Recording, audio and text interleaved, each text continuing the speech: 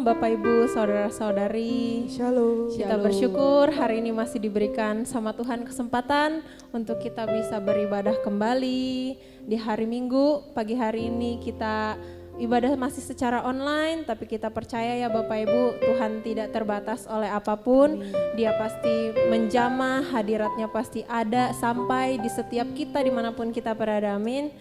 Mari Bapak Ibu kita siapkan hati kita mau mulai ibadah kita pada pagi hari ini. Sebelumnya mari kita tundukkan kepala, kita berdoa. Tuhan, terima kasih Bapa buat hari ini, buat hari yang indah Tuhan berikan buat setiap kami Bapa. Terima kasih kalau kami masih diberikan kesempatan Tuhan untuk kami boleh beribadah, untuk kami boleh menaikkan setiap ucapan syukur kami Tuhan. Sekalipun saat ini masih online Tuhan, tapi kami percaya Bapa, kuasa-Mu tidak terbatas oleh apapun Tuhan, tidak terbatas oleh jarak, tidak terbatas oleh ruang dan waktu Tuhan. Kami percaya Tuhan hadirat-Mu nyata di tengah kami dimanapun kami berada Tuhan. Biarlah Tuhan ibadah kami semua ini Tuhan hanya untuk memuji, memuliakan nama-Mu, menaikkan setiap ucapan syukur kami Tuhan. Terima kasih Bapa, terima kasih Yesus. Kami siap Tuhan untuk menaikkan setiap pujian penyembahan kami hanya untuk kemuliaan nama-Mu Bapa. Haleluya. Haleluya Yesus. Terima kasih.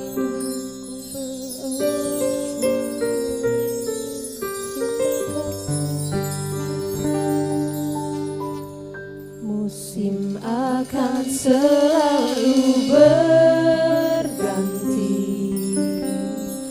kasih Tuhan tetap abadi, Tak akan berubah, tak akan berubah sampai selamanya. Ku tetap percaya, ku yakin Tuhan memberkati. Tuhan memberkati. Ku yakin Tuhan Kau melindungi. Ku yakin Tuhan melindungi.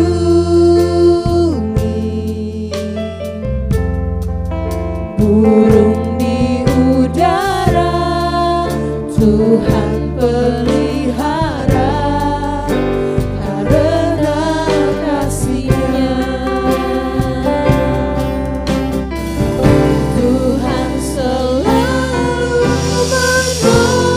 menolongku, selalu menjagaku,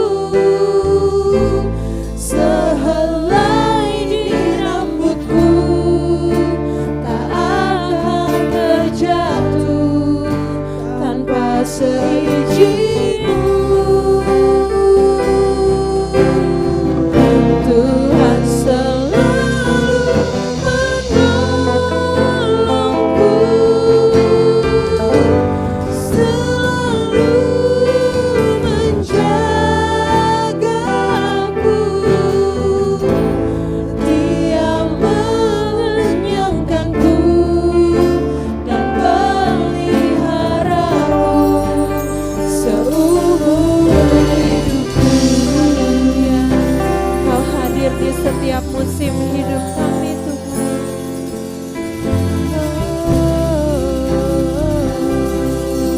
Katakan Musim akan selalu berganti, kasih-Mu Tuhan. kasih Tuhan tetap abadi, tak akan berubah, tak akan berubah sampai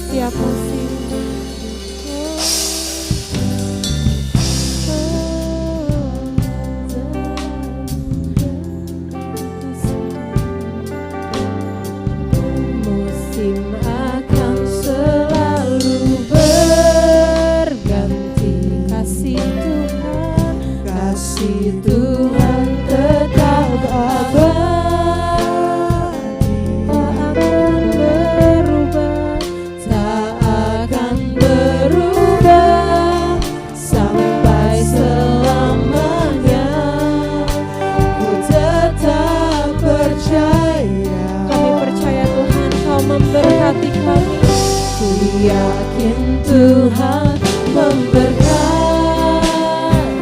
ku yakin Tuhan, ku yakin Tuhan melindungi.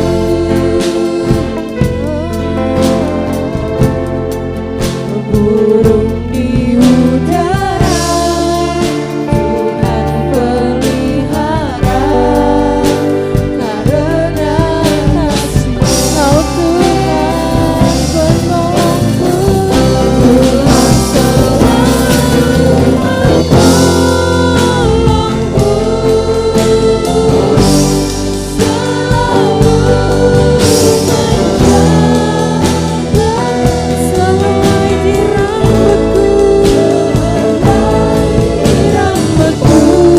selai di rambutku, tak akan terjatuh tanpa seizinku.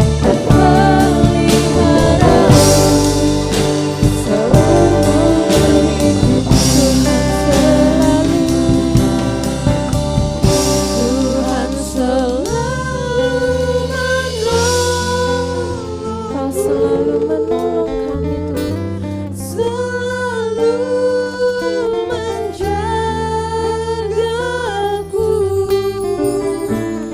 sehelai di rambutku tak akan terjatuh tanpa seizinku. Tuhan selalu menolongku, selalu menjagaku, Dia mengenyangkanku dan peliharaku seumur hidup. Sekali lagi katakan, Kau Tuhan menolongku,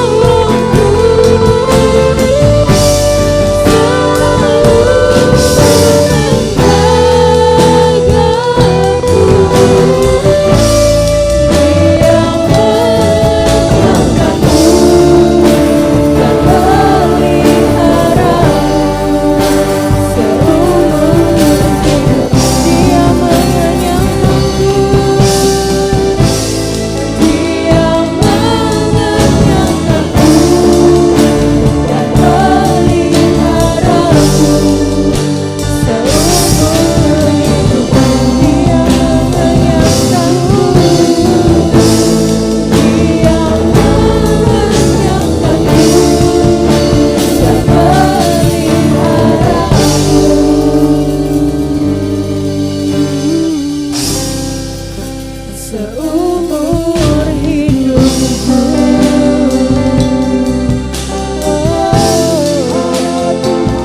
Kau menolongku,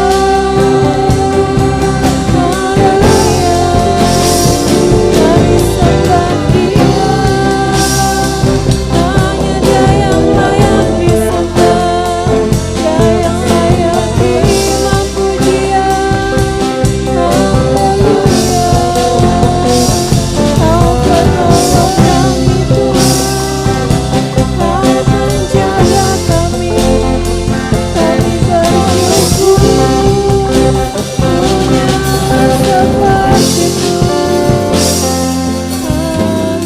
Haleluya.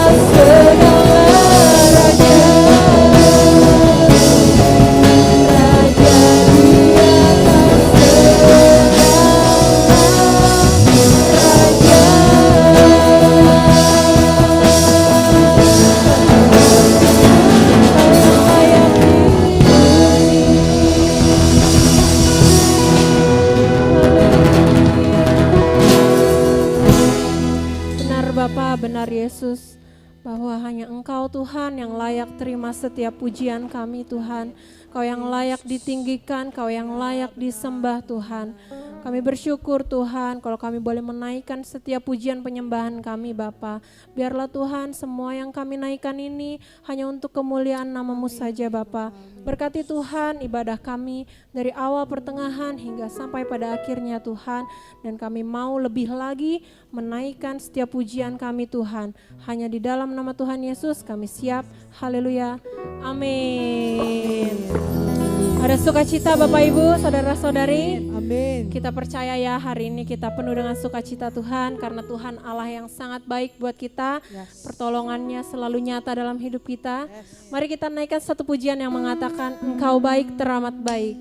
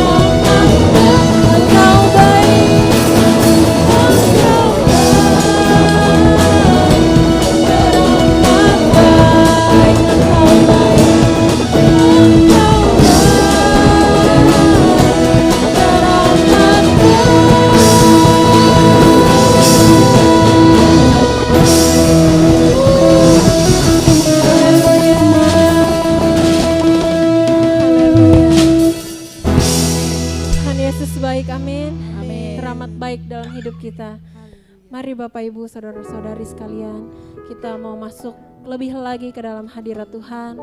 Kita mau siapkan hati kita untuk kita mau menerima kebenaran. Kita mau mendengarkan sebagian dari firman Tuhan. Mari kita naikkan satu pujian yang mengatakan pertolongan-Mu Tuhan. Begitu ajaib dalam hidup kami Bapa. Haleluya Yesus. Terima kasih. Hatiku tenang berada dekat-Mu. Kaulah jawaban hidupku. Hatiku tenang berada dekat-Mu. Kau yang pelihara hidupku. Pertolongan-Mu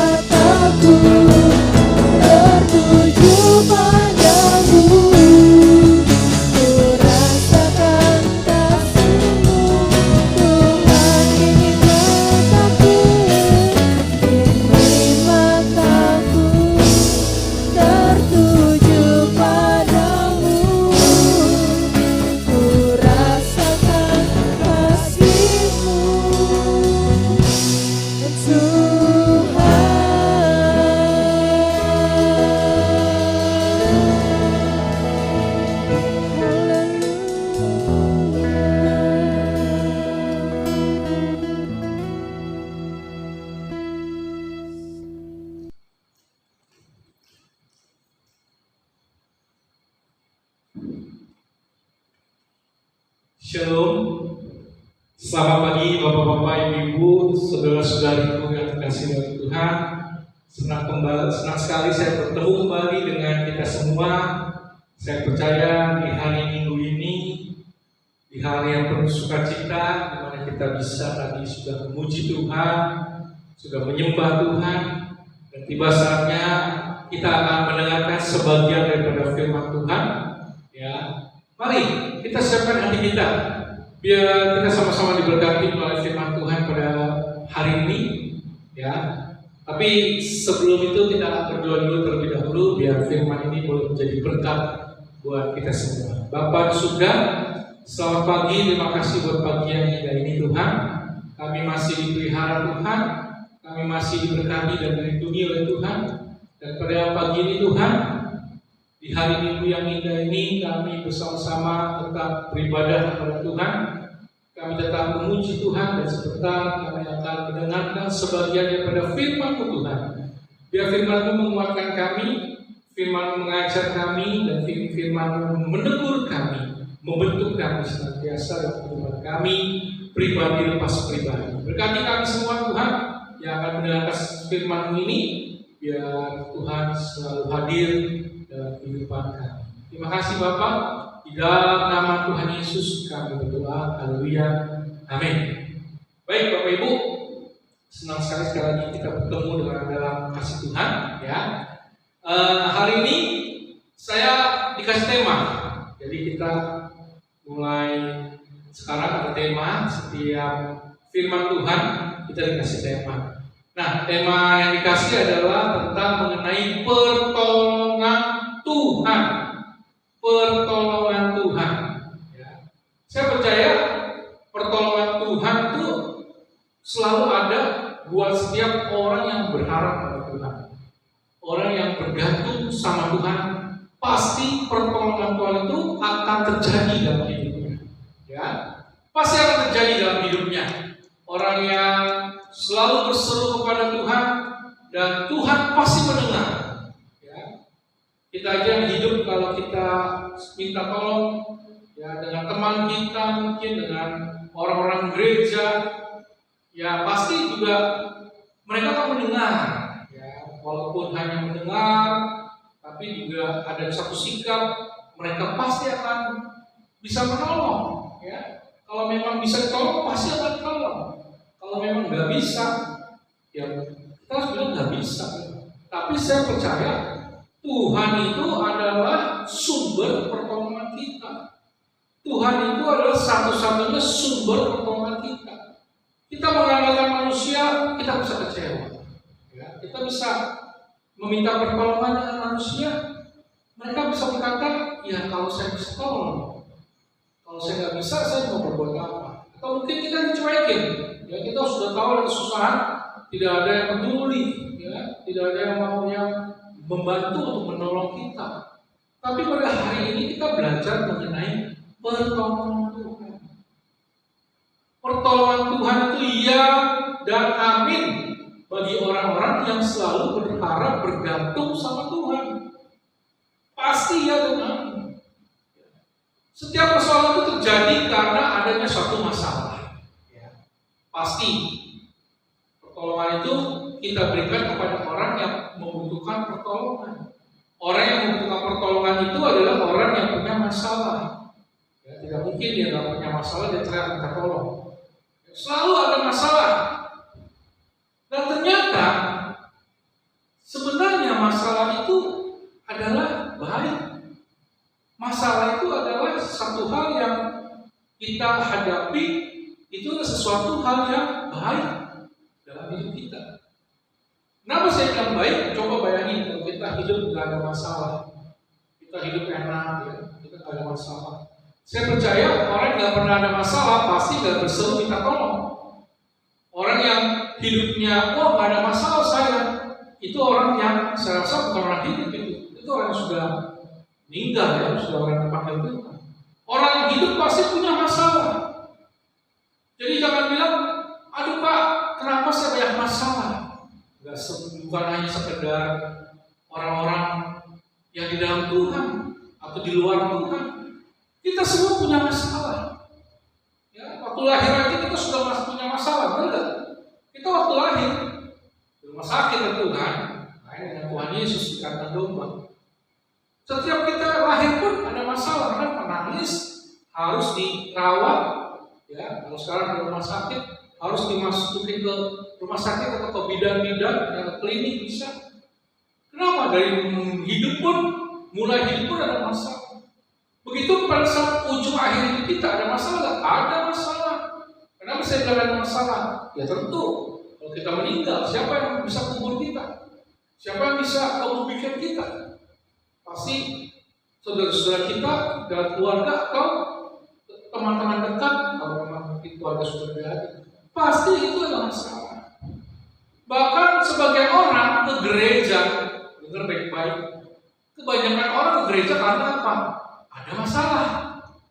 Ya, puji Tuhan kalau ke gereja nggak ada masalah.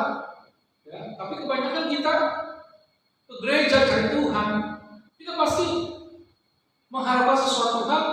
Tuhan berkati hidup kita, Tuhan berikan kami jalan keluar kalau kita jalan punya masalah, punya persoalan. Kita minta Tuhan beri jalan keluar. Dan puji Tuhan, masalah itu pasti ada di dalam kehidupan kita. Maka dalam menyikapi pertolongan Tuhan, nanti kita belajar bagaimana menyikapi pertolongan Tuhan. Tuhan pasti menolong, tapi Tuhan akan melihat orang yang ditolong itu bagaimana. Nanti kita lihat bagaimana menerima pertolongan itu dari Tuhan. Kita belajar.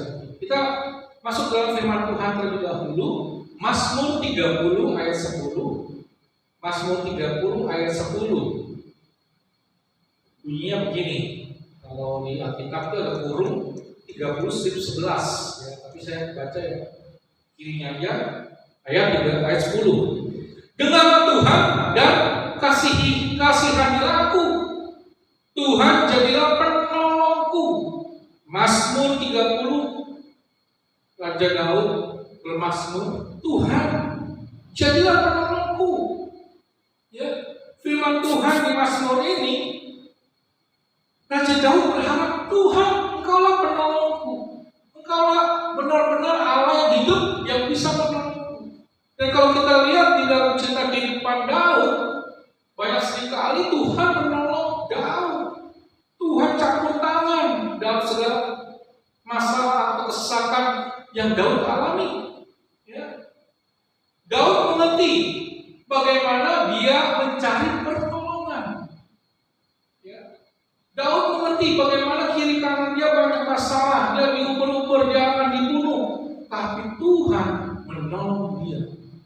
Baik dalam pengejaran musuh-musuhnya, ya, dalam hal melayani Raja Saul waktu saat itu. Dia dihimpit, dia diuber-uber, mau dibunuh. Tapi Tuhan memberikan jalan keluar dan Tuhan selalu menolong segala masalah yang Daud hadapi. Begitupun dengan kita, ya. Begitupun dengan kita. Kita seringkali punya masalah, kita menyalahkan Tuhan. Kita seringkali punya problem atau masalah, kita menyalahkan Tuhan. Saya mau kasih tahu Bapak Ibu Saudara terkasih dalam Tuhan, bahwa masalah itu kadang-kadang ya kita yang buat sendiri. Kadang-kadang masalah itu memang bisa juga Tuhan kasih ujian. Jadi bukan bicara masalah, itu ujian. Tapi kadang-kadang seringkali terjadi masalah itu kebanyakan yang buat adalah kita. Masalah itu kita seringkali kita yang dibuat oleh kita sendiri. Ya, ada orang nggak mau gereja lain kenapa? Dia punya masalah dengan mungkin teman gerejanya, ya, tersinggung dengan teman gerejanya, sehingga tidak mau gereja lagi. Itu kan masalah pribadi dia.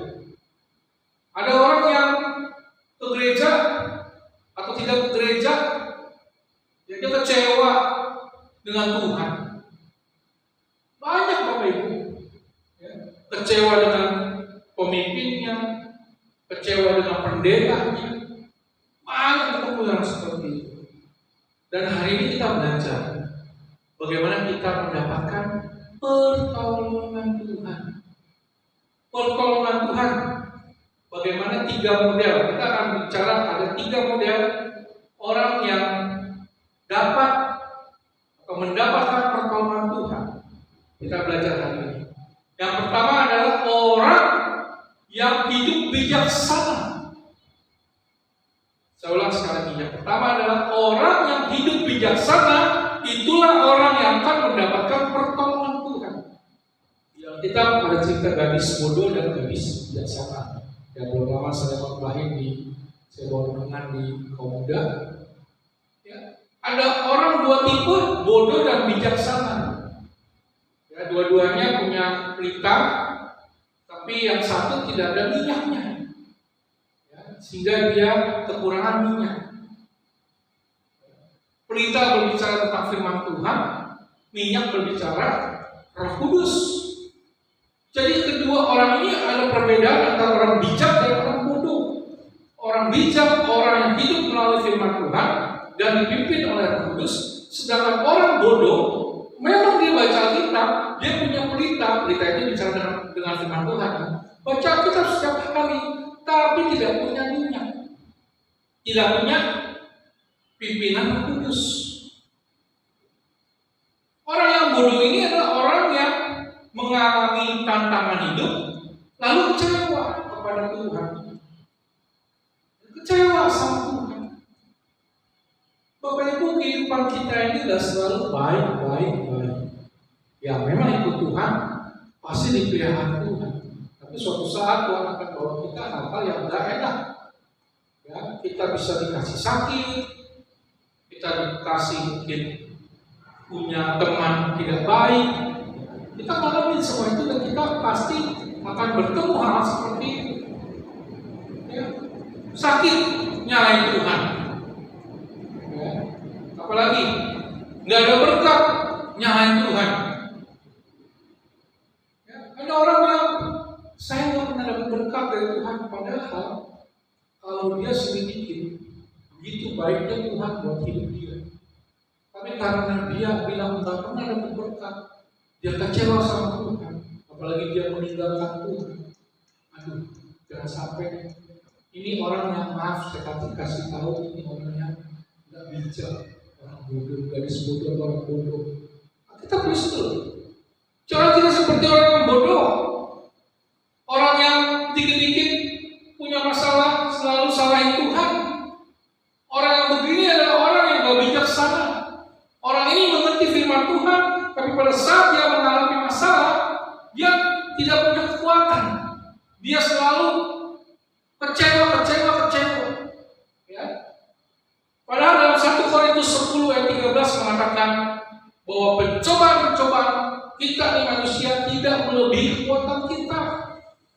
Saya percaya firman ini. Pencobaan-pencobaan tidak melebihi kekuatan kita. Coba kalau kita lihat, ya, kita sakit, saya percaya suatu saat Tuhan sembuhkan.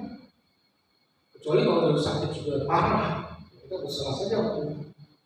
Tapi kalau punya sakit penyakit, percaya saja, nanti Tuhan akan sertai. Ya, Tuhan akan pegang tangan kita supaya kita kuat. Bahkan orang meninggal pun, ya, kalau kita datang ke tempat-tempat rumah duka, saya akan tanya, mereka berduka paling berapa hari? Betul ya, mereka nangis mungkin pas hari kematian sampai penguburan nangis. Setelah itu apakah terus menangis? Tidak kan? Artinya apa?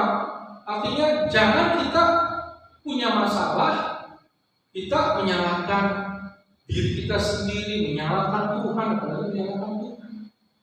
Artinya, mari kita hidup bijaksana. Pencobaan-pencobaan yang Tuhan, yang kita alami tidak melebihi kekuatan kita. Itu dalam 1 Korintus 10 ayat 13. Tapi orang bodoh yang kaya adalah amarah orang itu. Saya kasih tahu.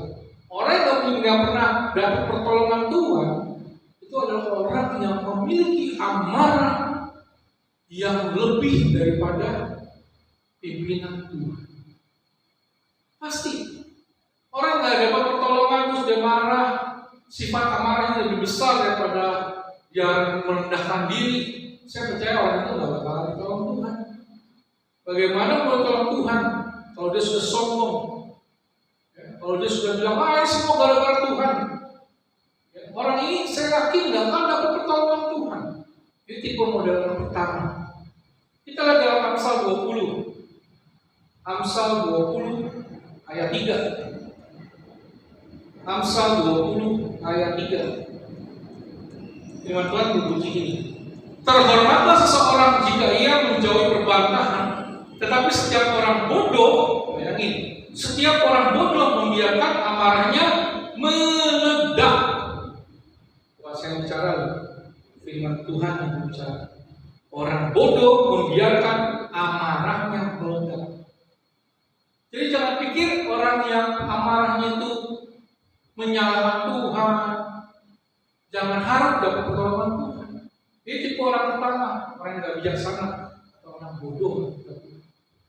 Kenapa? Amarahnya meledak-ledak, punya masalah selain Tuhan, sakit selain Tuhan, ya, ditipu orang selain Tuhan. Padahal kata Tuhan, kamu yang salah. Kenapa kamu pinjemin uang orang model begini? Oh, kamu yang salah. Memang sakit ini berat, tapi Tuhan pasti menyertai dan memberikan kekuatan. Saya percaya Tuhan pasti akan menolong anak-anaknya yang mau merendahkan diri dan selalu mau meminta pertolongan Tuhan. Tapi kalau modelnya menjadi orang yang amarah, yang kecewa, diri kecewa, sama teman kecewa, sama gereja kecewa, sama Tuhan kecewa, jangan harap orang ini akan menerima pertolongan. Kita bilang ini adalah orang bodoh, orang ini gak bakal dapat pertolongan. Kita gak mau seperti yang nomor satu ini. Yang kedua, tipe orang yang kedua adalah orang yang hidupnya pasrah. Bapak Ibu, pernah ketemu gak orang yang sifatnya pasrah? Udahlah, udah terjadi, terjadilah. Memang sih sudah terjadi, terjadilah. Tapi yang saya mau katakan di sini adalah kita jangan hanya pasrah saja, tetapi kita punya Tuhan yang akan menolong kita. Ada tangan Tuhan yang akan menolong orang-orang yang punya masalah. Jadi bukan sekedar pasrah. Ya. Pasrah itu pengertiannya itu tidak punya iman, tidak punya pengharapan. Jangan, kita orang Kristen menghadapi masalah, betul kita harus menghadapi, tapi kita punya tangan Tuhan yang siap menolong. Kita lihat dalam Mazmur tadi ayat 30. Kita lihat dari ayat ke-11. Firman Tuhan berbicara begini. Kita lihat Mazmur 30 ayat ke-11. Aku yang meratap telah kau ubah menjadi orang yang menari-nari. Kain kabutku telah kau buka, pinggangku kau ikat dengan sukacita. Ini ayat yang ke-11. Jadi di balik ada masalah, pasti ada sukacita. Di balik ratapan ada tari-tarian, itu janji. Jadi kita orang yang mengalami masalah bukan yang sekedar pasrah. Aduh, gak dapat pekerjaannya, begini aja deh. Tuhan pasti cukupi, nggak ada. Orang nggak kerja, nggak akan dapat makan. Oh, pasrah sakit, udahlah meninggal jangan. Kita berobat, kita berdoa sama Tuhan, bahkan kita minta mujizat Tuhan yang terjadi buat segala sakit penyakit. Kita kesulitan ekonomi, Tuhan, kita berdoa sama Tuhan, Tuhan beri kami jalan. Beri saya Tuhan, apa yang saya kerjakan untuk saya bisa mendapatkan uang. Berikan saya hikmat, berikan saya pemikiran-pemikiran yang baik, walaupun sederhana, yang bisa dimana saya bisa mencari uang dan menghasilkan uang. Kadang-kadang orang Kristen ini nggak bisa fight, harus berani, tidak pasrah, tapi harus bertindak. Orang yang dimana bisa menerima pertolongan Tuhan, Tuhan akan lihat orang ini patah semangat. Ngeri Bapak Ibu kalau orang yang patah semangat. Amsal 18 Amsal 18 ayatnya ke-14. Firman Tuhan bicara begini. Orang yang bersemangat dapat menanggung penderitaannya. Tetapi siapa akan memulihkan semangat yang patah? Orang yang bersemangat dapat menanggung penderitaannya. Tapi semangat yang patah, siapa yang memulihkannya? Jadi orang yang mau mencari pertolongan atau mendapatkan pertolongan Tuhan adalah orang yang semangat yang mencari. Ini kriteria kedua. Bagaimana orang bisa menerima pertolongan Tuhan. Ya, kalau orang yang tidak semangat, aduh hidup males deh, hidup banyak masalah begini, saya mau katakan Tuhan tidak bakal menolong. Orang hidupku saja sudah gak semangat, bagaimana Tuhan bisa kasih hikmat, kasih ide-ide supaya kita bangkit dari segala masalah kita. Ya. Semangat. Memang zaman lagi susah, pandemi begini susah betul. Ya, pandemi COVID ini belum berakhir, masih banyak orang yang kesulitan betul. Memang saya melihat banyak sekali kesulitan yang orang hadapi. Tapi orang yang semangat, saya lihat Tuhan pelihara. Bahkan saya lihat kemarin di TV, ada satu orang yang kena PHK nggak bekerja, lalu dia ikut program pemerintah untuk dapat dana yang sebesar 600.000 bagi orang yang kena PHK. Saya lihat di TV bagaimana orang ini tadinya kerja dapat uang, lalu dapat kucuran bantuan dari pemerintah setiap bulan 600.000. Apa yang dilakukan? Ternyata di rumahnya dia bikin kolam, lalu dipiara kepiting Bapak Ibu, saudara-saudara kasih Tuhan. Kepiting yang ekspor ke Singapura, ya, ke Australia. Bayangin, dari seorang desa loh, dia bisa cari itu namanya bibit kepiting, lalu dia ternakin di dalam rumahnya. Luar biasa. Sehingga penghasilannya sekarang di situ katakan puluhan juta, udah bukan 1 juta 5 juta, ada digit 2 lah, puluhan juta. Dan saya lihat benar-benar orang yang semangat ini adalah orang yang akan ditolong sama Tuhan, orang yang akan dibantu sama Tuhan. Tapi kalau orang yang patah semangat, jangan harapnya bisa ditolong Tuhan. Orang aja melihat udah males, kita aja nih manusia menolong orang yang sudah malas, sudah patah semangat, kita juga mungkin nggak mau nolong. Ya, manusianya ngerti, apalagi Tuhan. Sebab firman Tuhan berkata, kalau orang yang patah semangat, siapa yang memulihkannya? Tipe orang kedua ini tipe yang mungkin sulit untuk ditolong Tuhan. Tipe yang pertama, orang tipe yang tidak bijaksana atau orang bodoh. Yang kedua adalah orang yang patah semangat, hidupnya pasrah. Kita belajar tipe yang ketiga, luar biasa. Tipe yang ketiga adalah orang yang beriman dan yang berhikmat pasti akan mendapatkan pertolongan Tuhan. Orang yang berhikmat, beriman, itu yang akan menerima pertolongan Tuhan. Kita baca di Ayub 28 ayat 28. Ayub 28 ayat 28. Tetapi kepada manusia ia berfirman, sesungguhnya takut akan Tuhan itulah hikmat, dan menjauhi kejahatan itulah akal budi. Di sini Bu Iqbal berbicara mengenai apa? Takut akan Tuhan dan mempunyai iman. Kita punya masalah, tetap takut sama Tuhan. Kita jangan keluar jalur daripada Tuhan. Kalau kita sudah mulai keluar jalur, keluar lingkarannya Tuhan, pimpinan Tuhan, pertolongan Tuhan, siap-siap aja kita menjadi orang yang tidak akan ditolong Tuhan. Kita akan menjadi orang yang liar kalau kita punya masalah, tapi kita kasih jalan keluarnya itu jalan keluar dari keinginan kita, pemikiran kita yang terbatas. Tapi kita harus bergantung kepada Tuhan. Mau punya masalah Tuhan, beri saya iman Tuhan.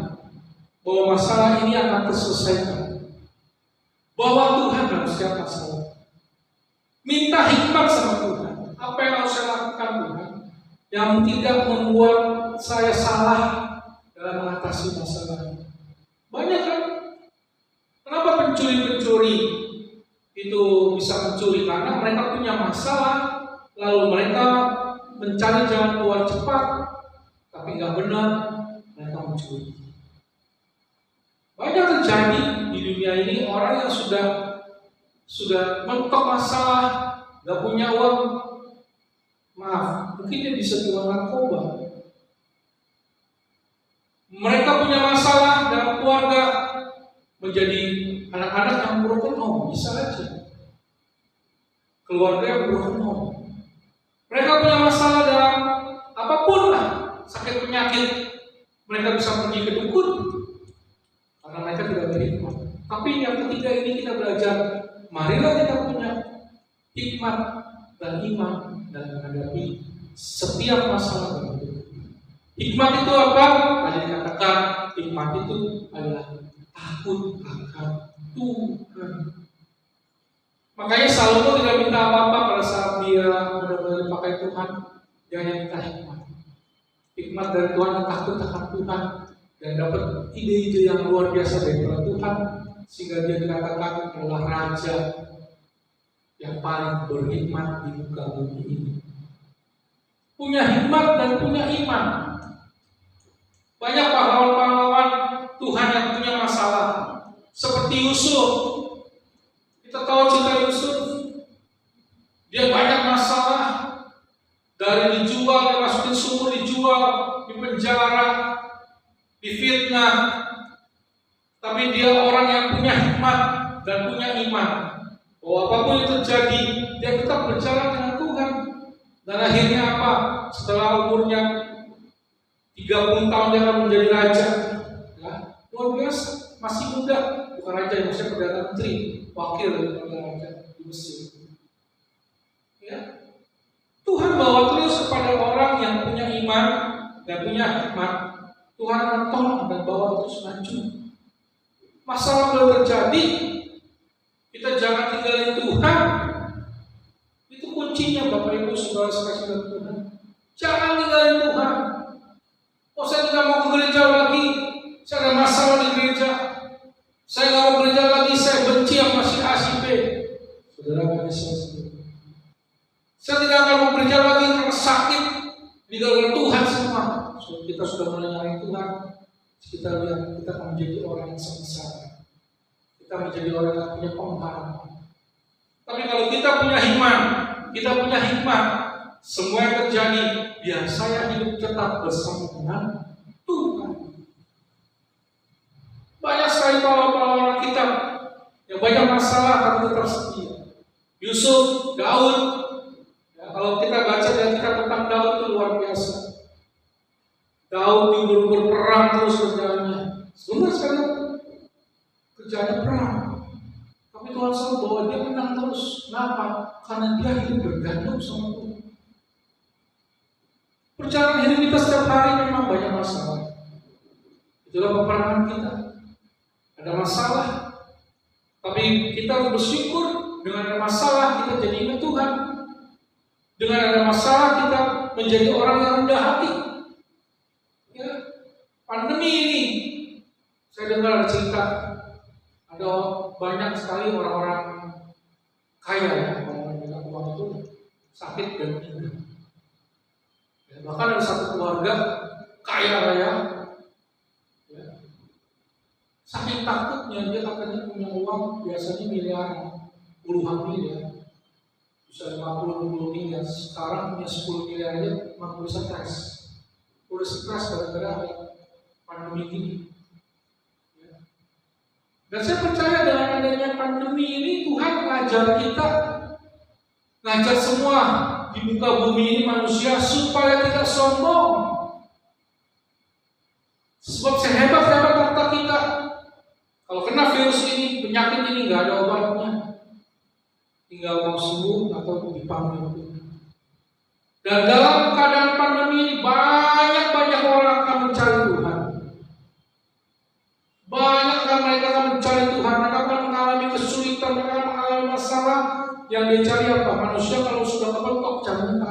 Tuhan. Tapi kalau enak dia, kalau banyak harta dia, tidak ada masalah, dia menjadi seorang yang sombong. Orang yang katakan tidak perlu Tuhan, karena saya banyak Tuhan. Bapak Ibu, saudara-saudara terkasih dalam Tuhan, ayolah, kita adalah orang-orang yang selalu pasti mendapatkan pertolongan Tuhan. Jadilah orang-orang yang bijak, jadilah orang yang punya iman. Ya. Ayo, jangan kita putus asa mengalami hidup ini, keadaan ini. Tetap semangat, tetap berharap sama Tuhan. Dan saya percaya Tuhan kita yang hidup itu pasti akan menolong kita. Asal kita apa? Rendahkan diri kita. Rendahkan diri kita. Saya disakiti, barusan saya disakiti. Minta ampun. Kita mengampuni juga orang yang menyakiti kita. Jangan merasa sombong. Jangan. Ya. Sebab orang itu pasti tidak akan ditolong Tuhan. Orang yang sudah amarahnya memuncak, menyalahkan Tuhan, menyalahkan orang, saya percaya itu menjadi orang yang sakit hati, orang yang punya karakter yang tidak baik, sakit hati, kecewa sama orang, dan akhirnya apa? Bisa timbul penyakit waktu itu. Mendingan kita hidup damai sejahtera, kita sehat, kita makan nasi pakai sayur, ada ikan sedikit, puji Tuhan, kita nggak benci orang, kita nggak marah sama Tuhan, ya, kita akan menjadi orang yang sehat dan dipelihara. Baik, hari ini yang panjang lebar bahwa itulah kehidupan kita, ya, dengan tema kita akan mendapatkan pertolongan Tuhan. Tapi Tuhan akan melihat bagaimana orang ini yang akan terima pertolongan ini. Kita belajar tadi sudah ada 3 tipe orang. Kita tinggal pilih. Ya, kita harus menjadi orang yang beriman dan berhikmat dalam menghadapi setiap masalah. Baik, Tuhan berkati. Terus maju dalam Tuhan, terus bekerja jangan putus asa. Yang sakit tetap berharap sama Tuhan dan Tuhan pasti akan lawan, Tuhan sambungkan. Yang berbanding Tuhan akan lepaskan. Ya, nikmati pertolongan Tuhan, nikmati perjumpaan dengan Tuhan. Dia akan menolong kita senantiasa. Dia tidak akan meninggalkan orang-orang yang mengasihinya, orang-orang yang percaya kepadanya tidak akan membuat kecewa. Sebab Allah kita adalah Allah yang baik, Allah yang luar biasa, Allah yang hidup. Ya, ingat itu, Tuhan baik. Kadang-kadang masalah kita buat, Tuhan gak pernah buat masalah. Ya, hari ini firman Tuhan menegur, ayo kita orang-orang yang punya masalah berani berkata, Tuhan, Engkaulah pengharapanku. Ini masalah memang terjadi atas diriku sendiri. Aku minta ampun Tuhan, aku akan kembali kepada Tuhan. Penyakitku Tuhan boleh terjadi, tapi aku tetap percaya dan aku tetap setia untuk membaca firman Tuhan, mendengarkan firman Tuhan, bahkan memuji Tuhan senantiasa. Ya. Tuhan berkati, tetap semangat buat Tuhan, tetap semangat kita berjalan.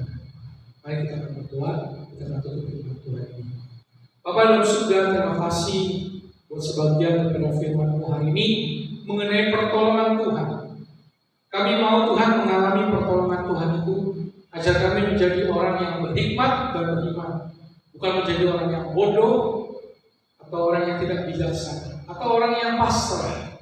Tapi kami menjadi orang yang tetap percaya, tetap semangat. Kami tidak akan patah semangat kami dalam kami melayani Tuhan, dalam kami hidup bersama dengan Tuhan. Berkati kami semua Tuhan, Bapak-bapak, ibu-ibu yang bekerja Tuhan berkati, yang usaha Tuhan berkati, saudara-saudari yang kasih Tuhan, yang sekolah, yang kuliah juga Tuhan berkati, sehingga kehidupan kami semua anak-anakmu diberkati oleh Tuhan. Kami juga berdoa buat bangsa kami, Tuhan. Kami percaya Tuhan akan terus menyertai bangsa kami. Sertai kami Tuhan. Beri kami kekuatan, beri kami jalan keluar buat bangsa ini Tuhan. Sehingga keadaan pandemi virus corona ini boleh berlalu. Keadaan ekonomi boleh maju kembali dan dipulihkan bahkan lebih lagi. Dan kami anak-anakmu tetap dipelihara Tuhan. tetap dijaga oleh Tuhan, dan kami hidup bersama-sama selalu senantiasa dengan Tuhan. Terima kasih Bapa, segala puji, hormat, kemuliaan kami kembalikan. Hamba kembalikan semua untuk kemuliaan dan kemuliaan Tuhan. Di dalam nama Tuhan Yesus kami berdoa. Haleluya, haleluya, amin. Baik, Bapak Ibu, dalam Tuhan, suster dalam Tuhan, tetap melayani Tuhan, tetap hidup bersama dengan Tuhan, dan kita akan tetap percaya pertolongan Tuhan itu pasti ada senantiasa dalam kehidupan kita semua. Tuhan berkati, selamat pagi, shalom.